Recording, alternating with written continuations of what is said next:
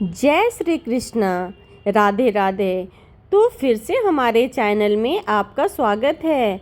तो फ्रेंड्स, आप लोगों के सामने आज मैं द्रौपदी की कहानी लेके आई हूँ, जिसमें द्रौपदी का पूर्व जन्म की कहानी के बारे में आज मैं आप लोगों को बताऊंगी कि द्रौपदी का जो पूर्व जन्म था उसके बारे में आपको विस्तार पूर्वक बताऊंगी कि द्रौपदी का जो पूर्व जन्म था वो कैसा था। तो चलिए मैं आपको द्रौपदी की कहानी सुनाती हूँ। तो वीडियो में बने रहें और वीडियो को स्किप ना करें। तो द्रौपदी पांचाल देश के राजा द्रुपद की कन्या थी, इसलिए उन्हें पांचाली भी कहा जाता था।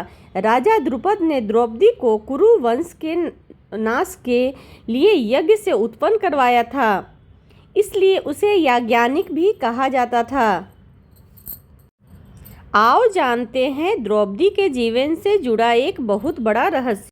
महाभारत के आदि पर्व में द्रौपदी के जन्म की कथा में व्यास जी द्रौपदी के पिछले जन्म की कहानी सुनाते हैं। वे कहते हैं कि वो अपने पूर्व जन्म की में ऋषि कन्या थी। अपने कर्मों के फलस्वरूप उसे कोई अपनी पत्नी के रूप में स्वीकार नहीं कर रहा था। तब उन्होंने शिवजी की घोर तपस्या की।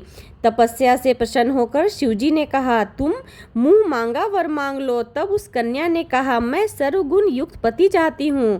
तब भगवान शंकर ने कहा, तुझे 5 भरतवंशी पति प्राप्त होंगे। कन्या बोली, मैं तो आपकी कृपा से एक ही पति चाहती हूँ। तब शंकर जी ने कहा, तूने पति प्राप्ति हेतु मुझसे 5 बार प्रार्थना की है, मेरी बात अन्यथा नहीं हो सकती। दूसरे जन्म में तुझे 5 ही पति प्राप्त होंगे।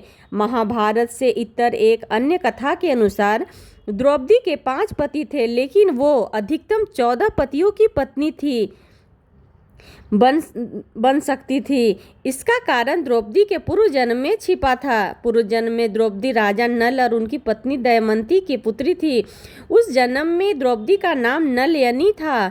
नलयनी ने भगवान शिव से आशीर्वाद पाने के लिए कड़ी तपस्या की।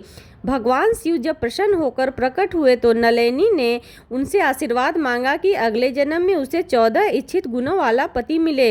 यद्यपि भगवान शिव नलयनी की तपस्या से प्रसन्न थे, परंतु उन्होंने उसे समझाया कि इन 14 गुणों का एक व्यक्ति में होना असंभव है। किंतु जब नलयनी अपने जिद पर अड़ी रही तो भगवान शिव ने उसकी इच्छा पूर्ण होने का वरदान दे दिया।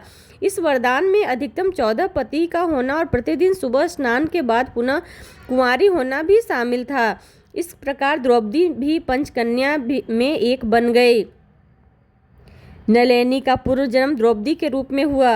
द्रौपदी के इच्छित 14 गुण 5 पांडवों में थे। युधिष्ठिर धर्म के ज्ञानी थे। भीम 1000 हाथियों की शक्ति से पूर्ण थे। अर्जुन अद्भुत योद्धा और वीर पुरुष थे। सहदेव उत्कृष्ट ज्ञानी थे। वे नकुल कामदेव के समान सुंदर थे।